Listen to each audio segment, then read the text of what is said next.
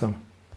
Мы видим, что сегодня однозначно Кавказ разжигают. Для ингушей это вообще какая-то повторяющаяся история. Ингуши были использованы царской Россией в начале XIX века. Каждый раз Ингушетию наказывали после того, как Чечня была покорена. То есть Ингушетия всегда использовалась как инструмент покорения Чечни, чтобы раздробить ванахский народ. Так было в начале XIX века.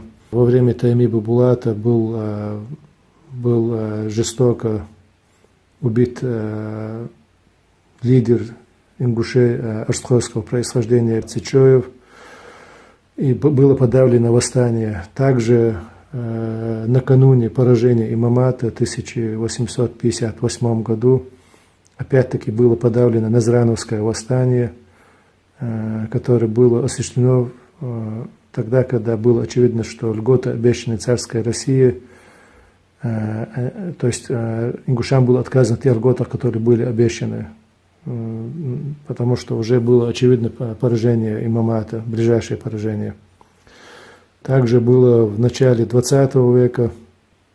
Советская власть много чего обещала ингушам, и в итоге ингуши лишились правого берега города Владикавказ. После возвращения с Казахстана ингуши были лишены самого пригородного района.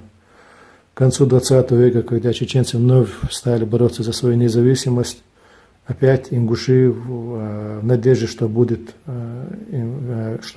вернуть пригородный район, решили остаться в составе Российской Федерации.